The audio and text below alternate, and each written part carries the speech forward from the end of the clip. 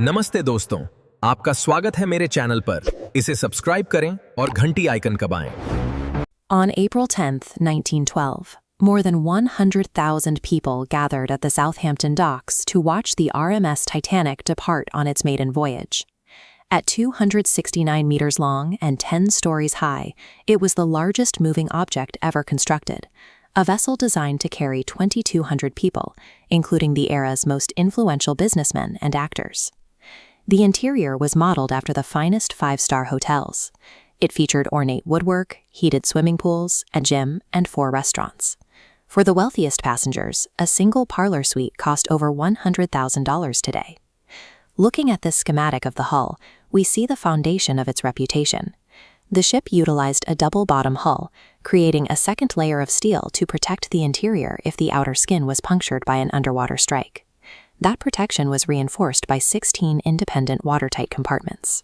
The vertical walls were designed to contain flooding.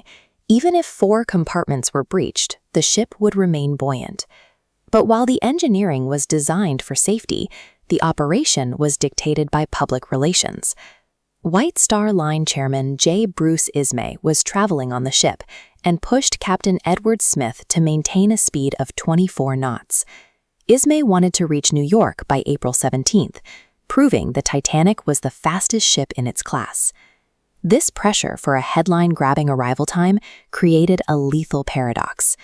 To meet the chairman's deadline, the captain had to maintain high speeds, even as the ship entered the North Atlantic, an area known to be heavily populated with drifting ice. On the night of April 14th, the environment became a trap. There was no moon, the sea was perfectly calm, and visibility was near zero. Without crashing waves to reveal the base of an iceberg, spotting a collision course required visual aids the crew didn't have. The first critical failure was logistical. An officer named David Blair had been reassigned at the last minute and accidentally left the ship with the key to the lookout's locker in his pocket. Inside that locker were the ship's binoculars, leaving the lookouts to scan the pitch-black horizon with their bare eyes. Below deck, the communication system was failing for a different reason. Senior radio operator Jack Phillips was buried under a backlog of personal telegrams being sent by the wealthy passengers, prioritizing social messages over navigational safety. That backlog proved fatal. When the SS Californian, which had stopped for the night due to ice, tried to relay a final, urgent warning, Phillips told the operator to shut up and keep the line clear. He never relayed the message to the bridge. A misplaced key and a frustrated radio operator had stripped the ship of its eyes and ears. The Titanic was now steaming at full speed into an ice field, completely unaware of the obstacles directly in its path. At 11:40 p.m., the lookouts finally spotted the ice. The crew attempted a hard turn, but at 24 knots, the ship's momentum was too great.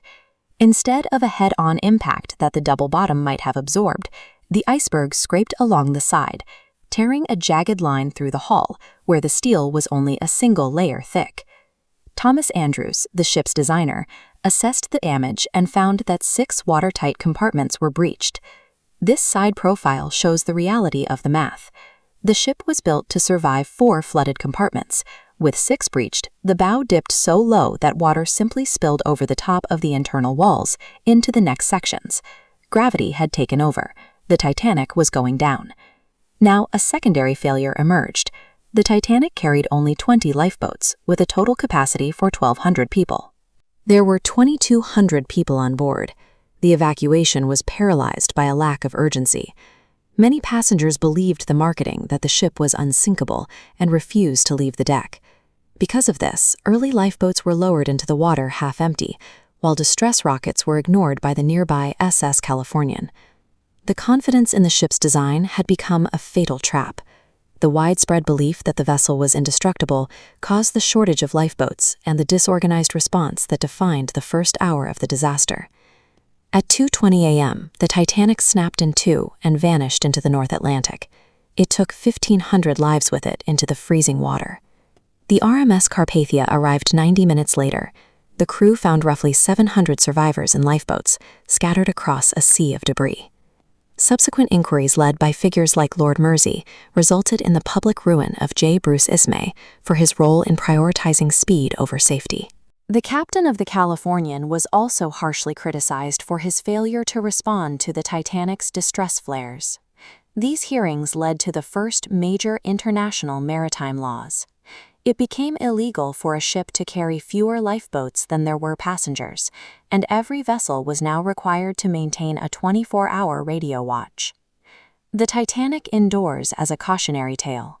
It proves that even the most advanced engineering cannot survive a sequence of human error, corporate pressure, and a lack of preparation. Like, comment and subscribe my channel.